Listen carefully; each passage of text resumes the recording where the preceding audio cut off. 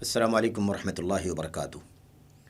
الحمدللہ رب العالمین والصلاة والسلام علی اشرف الانبیاء والمرسلین نبینا محمد وعلی آلہ واصحابہ اجمعین وبعد۔ برادران اسلام، دین اور ملی بھائیوں، احباب اور بزرگوں، قابل احترام ماں اور بہنوں، عزیز بچوں، ماہ شعبان سیریز کے تحت ایک مسئلہ بہت ہی زیادہ اہمیت کا حامل ہے۔ وہ مسئلہ یہ ہے کہ اس مہینے میں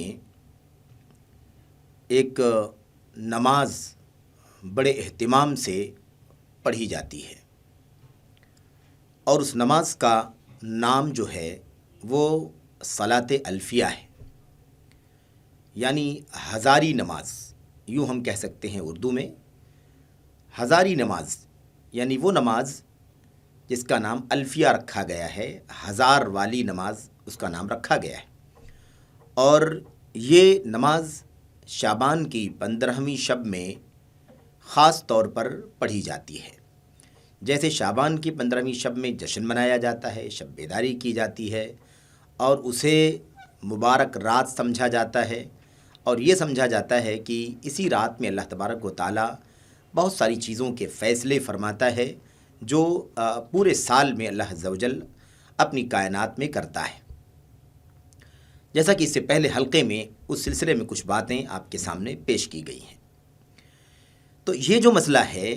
شعبان کی 15ویں شب میں خصوصیت کے ساتھ وہ نماز جس کو صلاۃ الفیہ کہا جاتا ہے، یا جس کو صلاۃ الرغائب بھی کہا جاتا ہے، یہ نماز 100 رکعت پر مشتمل ہے، اور ہر رکعت کے اندر کس طرح سے پڑھا جائے گا؟ سورہ فاتحہ پڑھی جائے گی، دوسری سورت پڑھی جائے گی، کس طرح سے پڑھی جائے گی، اس کی کیفیت آگے آپ کے سامنے بیان کی جائے گی۔ میرے بھائیوں، سوال یہ ہے اس حلقے میں جو گفتگو کرنا ہے آپ کے سامنے، وہ اسی سے متعلق ہے کہ صلاۃ الفیہ کی کیا حیثیت ہے۔ کیا صلاۃ الفیہ سے متعلق جو باتیں عوام میں بیان کی جاتی ہیں، یا بعض خطبہ واعظین بھی بیان کرتے ہیں، کیا وہ باتیں درست ہیں؟ کیا 15 شعبان کی شب میں واقعی 100 رکعت نماز پڑھنا چاہیے، دن میں روزہ رکھنا چاہیے اور رات میں نماز پڑھنا چاہیے؟ کیا ایسی کوئی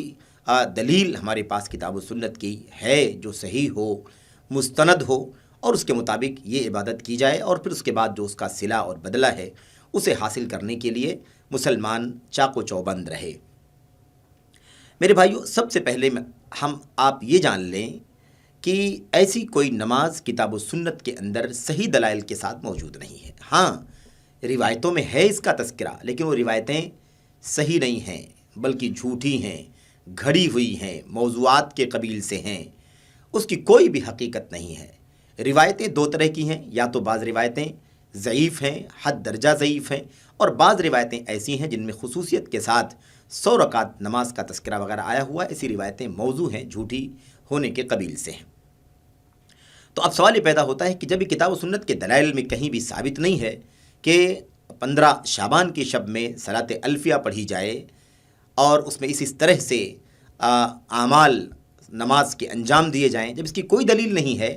تو اس کی کیا حقیقت ہے، اور کہاں سے یہ نماز نکل کر کے آ گئی، اس کی کیا حقیقت ہے؟ اور اس سلسلے میں ہمارا موقف کتاب و سنت کے دلائل کی روشنی میں، سلف امت کے موقف اور منہج کی روشنی میں کیا ہونا چاہیے؟ تو سب سے پہلی بات ہمیں یہ جاننا ہے کہ یہ بے اصل نماز ہے، سنت سے، کتاب سے، سنت سے اس کا کوئی تعلق نہیں، سلف امت، صحابہ، تابعین، تبع تابعین، خیر القرون کی سیرت سے اس کا کوئی بھی تعلق نہیں ہے۔ اصل میں یہ نماز ایک ایجاد کردہ بدعت ہے۔ دین اسلام کے اندر ایک ایجاد کردہ بدعت ہے جسے ثواب کی نیت سے، اجر کی غرض سے ادا کیا جاتا ہے، اور اس نماز کو ادا کرنے کا جو کام شروع ہوا ہے، اصل میں یہ سب سے پہلے 15ویں شعبان کی شب میں جس شخص نے صلاۃ الفیہ ایجاد کی ہے، اور سب سے پہلے جس نے اس نماز کو پڑھا ہے، اس شخص کا نام تاریخ کے اندر ابن ابو الحمراء بتلایا جاتا ہے۔ ابن ابو الحمراء کون تھا، اس کی حقیقت کیا ہے، اس کی تاریخ کیا ہے، اس کی سیرت کیا ہے، اس کے دین اور عقیدے سے کی کیا حقیقت ہے؟ ایسی کوئی بھی چیز جو ہے سیرت کی کتابوں کے اندر نہیں ملتی۔ اہل علم نے اس شخص کو جاننے کی کوشش کی کہ ابن ابو الحمرا کون ہے، اس کی کیا حقیقت ہے، انہیں کوئی معلومات فراہم نہیں ہو سکی۔ میرے بھائیوں، اب یہ شخص کہاں کا تھا؟ یہ شخص نابلس کا، اور آپ جانتے ہیں کہ فلسطین کے قریب ایک شہر ہے یہ، میرے بھائیوں وہاں کا یہ شخص تھا، لیکن اس کی سیرت کے بارے میں کوئی بھی چیز اہل علم کو نہیں مل سکی کہ یہ شخص کس عقیدے کا تھا۔ بہرحال نابلس کا یہ شخص ابن ابو الحمرا سن 448 ہجری میں بیت المقدس آیا۔ بیت المقدس مسجد اقصی فلسطین کے اندر میرے بھائیوں سن 448 ہجری میں آیا۔ اس کی آواز میٹھی تھی اور یہ خوش الحان تھا، تلاوت میٹھی آواز میں کرتا تھا۔ یہ بیت المقدس کے اندر کھڑا ہو گیا اور کھڑے ہو کر کے یعنی مسجد اقصی میں کھڑے ہو کر کے 15 شعبان کی شب میں نماز پڑھنے لگا، اور میٹھی آواز تھی، لوگوں نے سمجھا کہ یہ نفل نماز پڑھ رہا ہے، اور نفل نماز پڑھنے میں کوئی حرج نہیں ہے، اس اعتبار سے وہ کھڑا ہوا تو اس کی میٹھی آواز سن کر کے اور بھی کچھ لوگ جو ہے وہ کھڑے ہو گئے، چند لوگ کھڑے ہو گئے، اور پھر اس کے بعد میرے بھائیوں تیسرا، چوتھا، پانچواں، ایسی دھیرے دھیرے کئی لوگ اکٹھا ہو گئے۔ جب وہ نماز سے فارغ ہوا تو ایک چھوٹی سی جماعت اس کے پیچھے کھڑی ہو چکی تھی۔ اس طرح سے یہ شخص جو ہے پہلی بار سن 448 ہجری میں بیت المقدس یعنی مسجد اقصی کے اندر اس بدعت کا موجد ہے، ایجاد کرنے والا ہے۔ اچھا، یہ 1 سال ہو گیا۔ اب 1 سال ایسا ہو گیا، وہ آیا، نماز پڑھا، لوگوں نے اس کے پیچھے نماز پڑھی کچھ لوگوں نے، اور اس کے بعد وہ چلا گیا۔ اس کے بعد آئندہ سال جب پھر شعبان کا مہینہ آیا اور 15ویں شب آئی تو پھر وہ شخص آیا۔ اب جو چند لوگ اس کے ساتھ پچھلے سال نماز میں تھے، ان لوگوں کو یاد آیا کہ ہاں یہ شخص تھا، اس سے پہلے آیا تھا، اور اس کے بعد وہ پھر کھڑا ہوا، میٹھی آواز میں نماز پڑھنے لگا، قرآن کی تلاوت کرنے لگا، اور مسجد کے اندر دھیرے دھیرے اور بھی لوگ جو ہے، چند لوگ پچھلے سال تھے، اس سال اور بھی کئی لوگ اکٹھا ہو گئے، اور یہ نماز دھیرے دھیرے چرچے میں آ گئی، اس کا تذکرہ پھیل گیا، اور مسجد اقصی سے نکل کر کے، کیونکہ مسجد میں آنے والے جو لوگ تھے ظاہر کہ وہ آبادی اور شہر کے لوگ تھے، تو یہ چیز جو ہے 1 سال سے 2 سال کے اندر میرے بھائیوں مسجد سے نکل کر کے گھروں تک بھی پھیل گئی، اور مسجدوں کے علاوہ گھروں کے اندر بھی لوگ اس نماز کو پڑھنے لگے صلاۃ الفیہ کے نام سے، اور اس طرح سے لوگوں کے ذہن و دماغ میں اور ان کے عمل میں یہ چیز بیٹھ گئی کہ گویا کہ اس کو کرنے والا ایک سنت پر عمل کرنے والا ہے، سنت سمجھ کر کے اس کو میرے بھائی سب عمل کرنے لگے اس پر، اور اس کو ادا کرنے لگے۔ اور اس سلسلے میں جو تفصیلات جو آپ کے سامنے پیش کی گئی ہیں، یہ تفصیلات علامہ ابو بکر طرطوشی رحمۃ اللہ علیہ نے اپنی کتاب الحوادث والبدع کے اندر لکھا ہے، صفحہ 121 اور 122 میں۔ بہرحال اور بھی دیگر علماء نے بھی اپنی کتابوں کے اندر اس بات کا تذکرہ کیا ہے۔ خیر، خلاصہ کیا نکلا کہ یہ جو نماز ہے، اس نماز کی کتاب و سنت کے اندر کوئی حیثیت نہیں ہے،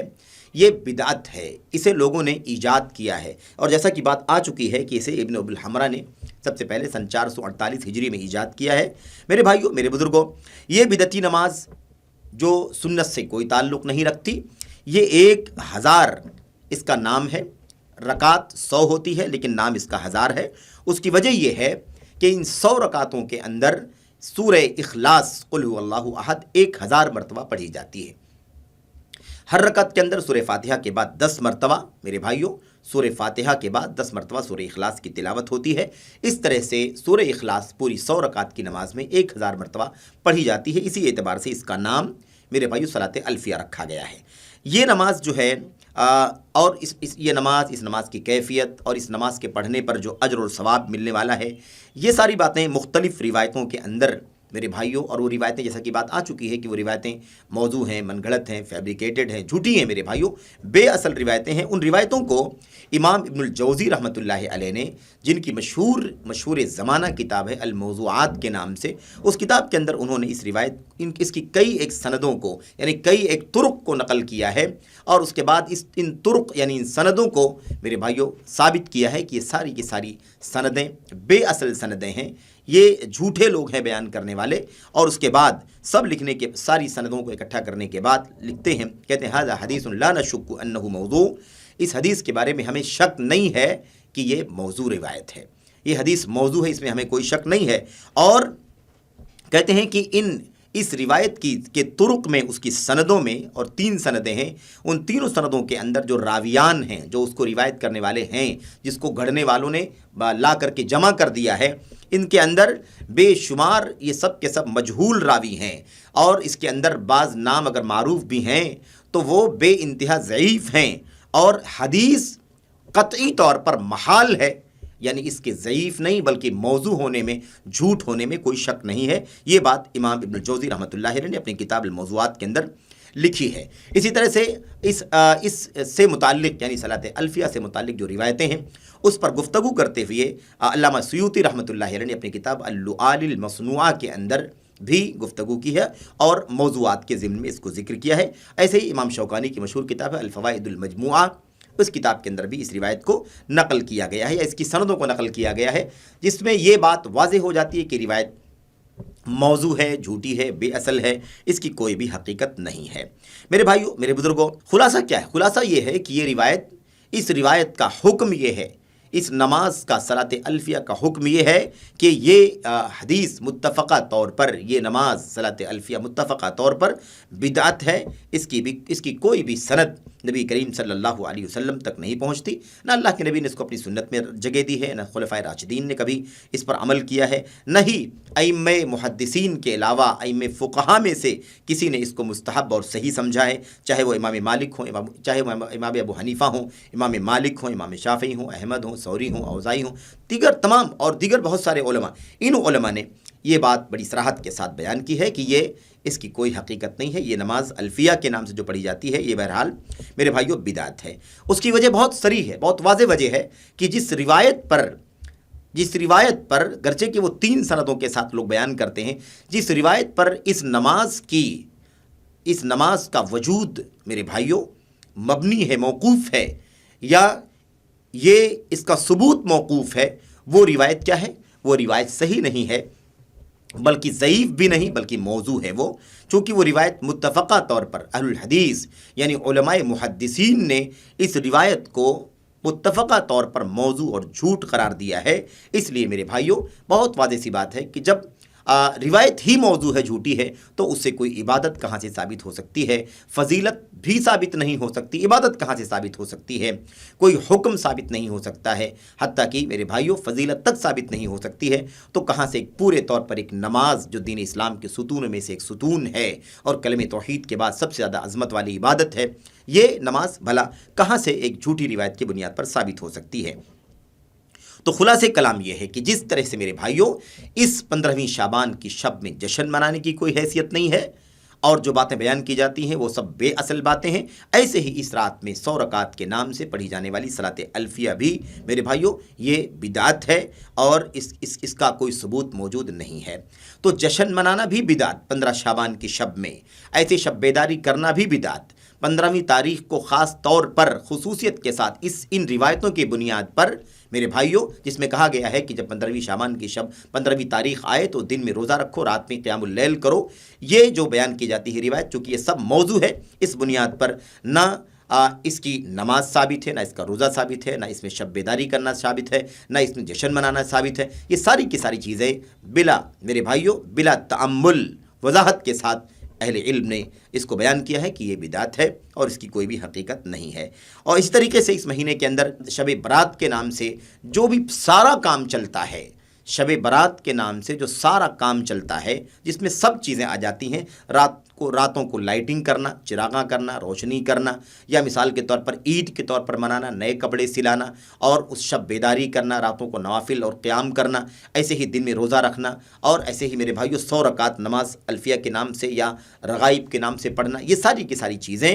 سب کے سب بدعت ہیں۔ اور ان روایتوں کی بنیاد پر جو فضیلتیں بیان کی جاتی ہیں کہ اس رات مردوں کی مغفرت ہو جاتی ہے، زندے بھاگ کر کے مردوں کے پاس یعنی قبروں کے پاس جا کر کے پوری رات جاگتے ہیں، اور میرے بھائیوں اس رات میں صدقہ کرنا، خیرات کرنا، ये बहुत बड़े नेकी का काम समझा जाता है। यही वजह है कि शब बरात के नाम पर जो कुछ चलता है, 15वीं शाबान की शब में मुस्लिम आबादियों की सड़कें रोशन होती हैं और कब्रिस्तानों को कुमकुमों से जगमगा दिया जाता है और फ़ुकरा और मसाकीन की हज़ारों की तादाद में भीड़ लग जाती है, इसलिए कि आज की रात इतनी फजीलत वाली, इतनी बरकत वाली रात है, इसको बड़ी रात कहा जाता है। और उस रात में लोग बड़ी फरावानी के साथ सदका खैरात करते हैं और गरीबों को, मिस्कीनों को देते हैं, और उसके अलावा लोग खाने खिलाते हैं, पानी पिलाते हैं वगैरह। जो कुछ भी चलता है मेरे भाइयों, ये सब जिन रिवायतों पर डिपेंड है, जिन रिवायतों पर इनका सबूत मौकूफ़ है, वो रिवायतें झूठी हैं। इसलिए ये सारी की सारी बातें बेअसल हैं, साबित नहीं हैं,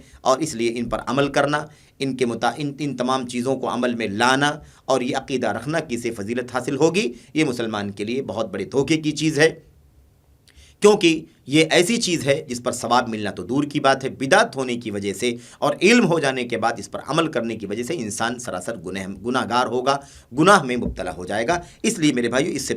इससे बचना ज़रूरी है। ये तो हो गई बात बिज़ब्त इस हवाले से कि इसकी क्या हकीकत है, सलात अलफिया साबित है कि नहीं साबित है, और कब इसकी शुरुआत हुई। आप सोचिए, नबी करीम सल्लल्लाहु अलैहि वसल्लम का दौर, सहाबा किराम, ताबीन, तबे ताबीन, खिलाफत बनु उमैया, खिलाफत बनु अब्बासिया, सब गुजर गया,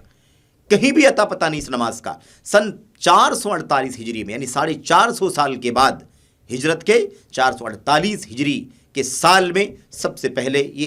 इब्ने अबुल हमरा नाबुलसी ने इस नमाज को ईजाद किया, इस बिदात को शुरू किया। तो इस नमाज का इस्लाम से क्या ताल्लुक़, कुरान से क्या ताल्लुक़, दीन से, शरीयत से क्या ताल्लुक़? ज़ाहिर है कि बिदात है, बेअसल है, इसकी कोई हकीकत नहीं है। इसलिए बहरहाल मुसलमानों को चाहिए कि इससे बचें। दूसरी बात जो मैं इशारा करना चाहता था वो ये था कि अब इन रातों में जो जश्न मनाए जाते हैं, शब बेदारियाँ होती हैं, उनकी वजह से बहुत सारे मज़ीद गुनाह और मुनकरात इकट्ठा हो जाते हैं। मिसाल के तौर पर मेरे भाइयों, बहुत ज़्यादा फजूल खर्चियाँ की जाती हैं, बहुत ज़्यादा लाइटिंग और मेरे भाइयों कुमकुमे जलाए जाते हैं, और ऐसे ही मेरे भाइयों इन रातों में औरतें बड़ी तादाद में हाजिर होती हैं, और आप जानते हैं कि औरतों के हाजिर होने से किस किस तरह के मफासिद वजूद में आते हैं, इख्तलात होता है मर्द ज़न का, और मेरे भाइयों उसमें न जाने कैसे कैसे किस किस तरह से लोग इकट्ठा होते हैं, कितनी भीड़ होती है, इसकी वजह से किस तरह के मसाइल पेश आते हैं। ऐसे ही इन रातों में और भी बहुत सारे मुनकरात वजूद में आते हैं। इन तमाम चीज़ों की तफसीलात में जाने का ये मौका नहीं है। खुलासे कलाम उसका ये है मेरे भाइयों कि इससे मुताल्लिक़ जो भी अज़कार वगैरह भी किए जाते हैं वो सब के सब बेअसल हैं, इसकी कोई भी हकीकत नहीं है। ऐसे ही इन रातों के अंदर बड़ी तादाद में बच्चे भी इकट्ठा होते हैं, छोटे भी बच्चे होते हैं, शोर शराबा करते हैं, मस्जिद का एहतराम पामाल होता है, मस्जिद का तक़द्दुस ज़ाय हो जाता है। ऐसे ही औरतें कब्रों की तरफ जाती हैं, कब्रों में इकट्ठा हो जाती हैं। कब्रों की ज़ियारत के बारे में आप जानते हैं कि सही मौक़िफ़ यह है कि औरतों के लिए कब्रों की ज़ियारत नहीं है, क्योंकि ज़ाहिर सी बात है कि वो रोना धोना करेंगी, बहुत सारी चीज़ें ऐसी होंगी जो मुनकर के कबील से होंगी, इसलिए चाहिए कि इन तमाम चीज़ों से बचा जाए। उसके अलावा ये औरतें जो हाजिर होती हैं वो आमतौर पर बेपर्दा होती हैं, जिनके चेहरे खुले हुए होते हैं, लिबास भी बराबर नहीं होते हैं, बहुत मरतबा ऐसा भी होता है। इसलिए इस तरह के मुनकरात भी मज़ीद इकट्ठा हो जाते हैं। इसलिए हमें चाहिए कि मेरे भाइयों, हम इस तरह के अक़ीदे से अपने आप को बचाएं, और इसकी कोई भी हैसियत नहीं है, इसे अच्छी तरह से समझ लें।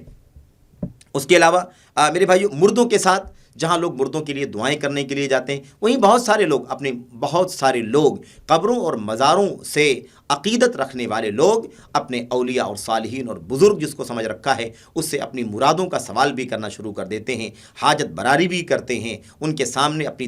तमन्नाओं का तज़किरा भी करते हैं। ये सारी चीज़ें भी होती हैं। इसलिए मेरे भाइयों, मेरे बुज़ुर्गों, ये बहुत ही ज़्यादा नाजुक चीज़ है। इसमें जहाँ ये बिदात है, बिदात होने के साथ साथ दीगर बहुत सारे मुनकरात भी इससे जुड़े हुए हैं। इसलिए मुसलमान को चाहिए कि इससे अपने आप को बचाए, ऐसा न करे कि इंसान सवाब की नीयत से बड़े तहम्मुस के साथ, बड़े जज्बे के साथ ये सारे काम कर रहा है, लेकिन अफसोस ये कि इन तमाम कामों का सवाब मिलना तो दूर की बात, जिस फजीलत का अक़ीदा रखा है वो फजीलत हासिल होना तो दूर की बात, बिदात की वजह से इंसान को गुनाह मिलता है, और बिदात सुन्नत की मुखालफत की वजह से, बिदात की वजह से बहुत सारी नहूसतें, बहुत सारी लानतें अल्लाह तबारक व तआला की तरफ से दुनिया में भी इंसान को झेलनी पड़ सकती हैं। इसलिए अल्लाह से दुआ करें कि अल्लाह ताला हमें और आपको इससे बचने की तौफीक अता फरमाए। जो हमारे भाई हैं अवामुन्नास है, जिनको इसका इल्म नहीं है, वो इन तमाम चीज़ों से वाकिफ़ हों, आगाही हासिल करें, और हर तरह की छोटी बड़ी बिदअत से दीन के नाम पर, अजर व सवाब के नाम पर जो काम फैलाया जा रहा है जिसकी कोई सही बुनियाद नहीं है,